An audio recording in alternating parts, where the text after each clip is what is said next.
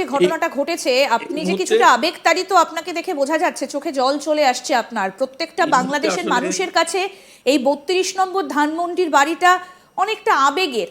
কিন্তু যে প্রশ্নটা বারবার করে উঠে আসছে যে এতদিন পর, আগস্ট থেকে তো কেটে গিয়েছে গোটা বছরটা, তারপরে নতুন বছর ২০২৫, পরিস্থিতি তো শান্তই ছিল, হঠাৎ করে এই ধরনের একটা ঘটনার প্ল্যান যে তলে তলে চলছিল, এটা কি সেনা বা পুলিশ কেউ বুঝতে পারেনি, নাকি ইচ্ছাকৃতভাবে ঘটতে দেওয়া হয়েছে?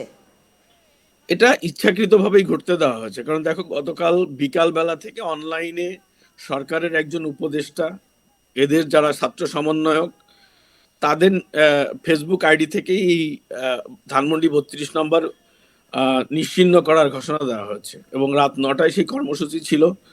তারা যুক্তি দেখিয়েছে যে শেখ হাসিনা জাতির উদ্দেশ্যে ভাষণ দিচ্ছেন, ছাত্রদের উদ্দেশ্যে, যে কারণে তারা এটি গুড়িয়ে দেবে। তারা ফ্যাসিস্ট হাসিনার বক্তব্য সে বাংলাদেশের মানুষকে আহ্বান জানাতে পারবে না। এটা মানে কি বলবো, যে এখানে তো বাংলাদেশে একটা সার্কাস চলছে, দা ইউনুস সার্কাস। এই ইউনুস সার্কাস, যে একটা দেশের সাবেক প্রধানমন্ত্রী, একটি বড় রাজনৈতিক দলের প্রধান, তিনি তার নেতাকর্মীদের উদ্দেশ্যে বক্তব্য দেবেন, এটা তার অধিকার। সেটি তিনি প্রচার করবেন কি করবেন না সেটা রাষ্ট্রের ব্যাপার, রাষ্ট্র করবে কি করবে না। কিন্তু তাই বলে তার বক্তব্য দেওয়ার প্রতিবাদে কালকে শুধু বঙ্গবন্ধু ভবন যে ভাঙা হচ্ছে তা নয়, কালকে শেখ হাসিনার যে ব্যক্তিগত বাড়িটি, তার স্বামী ওয়াজেদ মিয়ার, সেই সুধা সদনটিও ভাঙা হয়েছে। ঢাকা একদম শহরে সেই আরো সেই স্থাপনা ভাঙা ছবিটাও হয়েছে। আমাদের কাছে আছে, শেখ হাসিনার নামের হ্যাঁ, ফলক রীতিমতো উপড়ে ফেলা হচ্ছে, ভেঙে শুধু ফেলা তাই হচ্ছে। নয়, এই যে এই হচ্ছে শেখ এটি হাসিনার নামের ফলক ভেঙে ফেলা হচ্ছে, উপড়ে দেওয়া এছাড়া হচ্ছে, এই বাংলাদেশে যে। প্রায় হ্যাঁ, ৬০টির মতো বাড়ি ভাঙা হয়েছে, যেগুলোতে ওনার শেখ হাসিনার আত্মীয় স্বজন। ইভেন আমরা দেখেছি যে এশিয়ার প্রাচীনতম সিনেমা হল, প্রেক্ষাগৃহ, যশোরের মনিহার সিনেমা হল, সেটিও আইসিসির পতাকা হাতে মিছিল করে ভেঙে দেওয়া হয়েছে। হ্যাঁ, তো মানে আঘাতটা শুধু বঙ্গবন্ধুর ৩২ নম্বর নয় ইন্ডিয়া, আঘাতটা বাংলাদেশের মুক্তিযুদ্ধের উপরে, বাঙালি জাতীয়তাবাদের উপরে। তার প্রধান ধারক বাহক বা আদর্শিক নেতা শেখ মুজিবুর রহমান, তার বাড়িটাকে টার্গেট করা হয়েছে। কিন্তু এই বাড়িটাকে টার্গেট করে পুরো বাংলাদেশের স্বাধীনতা, বঙ্গবন্ধু মুক্তিযুদ্ধকে আঘাত করা হয়েছে এবং একদম তার দাদা, একটা বিষয় শেষ এটা হচ্ছে পরিণতির যে দিকে যাচ্ছে। বাংলাদেশের যে স্বাধীনতা স্মৃতি বিজড়িত সমস্ত কিছুকে ভেঙে একেবারে তছনছ করে দেওয়া হচ্ছে।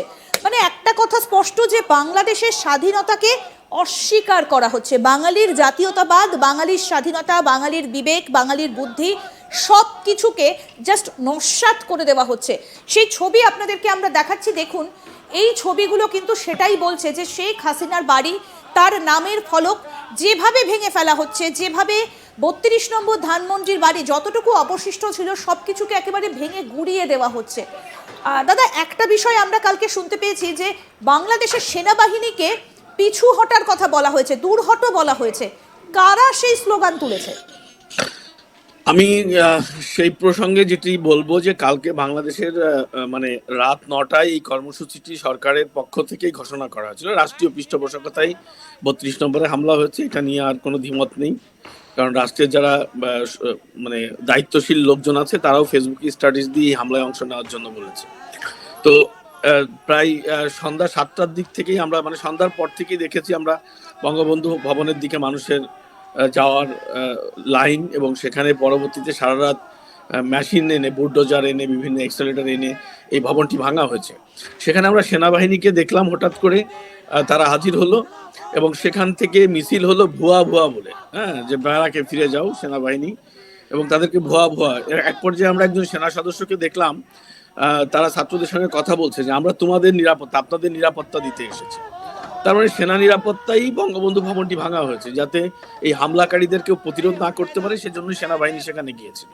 এটা তাদের কথা থেকেই আমরা জানতে পেরেছি। সুতরাং এটা বলার আর কোনো অপেক্ষা রাখে না যে রাষ্ট্রীয় পৃষ্ঠপোষকতায় সামরিক বাহিনী, পুলিশ বা অন্যান্য বাহিনীর সামনে তাদের পৃষ্ঠপোষকতায় এই ৩২ নম্বরটি ভেঙে দেওয়া হলো। তার মানে এটাই স্পষ্ট যে বাংলাদেশের স্বাধীনতা বিরোধী শক্তির জয় জয়কার, এবং এটি পাকিস্তান ডিফেন্স থেকে যখন টুইট করা হয়েছে, তখন আর এটা নিয়ে কোনো রকম সন্দেহের কোনো কারণ নেই যে বাংলাদেশ এখন পাকিস্তানের দ্বারা নিয়ন্ত্রিত হচ্ছে এবং পাকিস্তানি এই রাষ্ট্রটি পরিচালনা করছে, যারা আগে প্রথমত তারা মুক্তিযোদ্ধা, স্বাধীনতা সংবিধান, বাংলাদেশটাকে তারা পরিবর্তন করতে চায়। আমার মনে হয় যে তাদের টার্গেট এখন এটিকে, বাংলাদেশ নামটি তারা মুছে ফেলে পূর্ব পাকিস্তান যেটি ছিল, মানে পাকিস্তানের অংশ হিসেবে তারা চলে যেতে চায়। এটাই আমার কাছে মনে হচ্ছে। কিন্তু আজ যে মুহূর্তে বঙ্গবন্ধুর বাড়িটি মানে পরিকল্পিতভাবে ঘোষণা দিয়ে গুড়িয়ে দেওয়া হলো, সেই মুহূর্তে বাংলাদেশে একটি সরকার ছিল, বাংলাদেশি সেনাবাহিনী অ্যাক্টিভ ছিল, তারা মাঠে ছিল, বিভিন্ন বাহিনী ছিল। তাদেরকে উপেক্ষা করে তাদের সামনে দিয়ে হেঁটে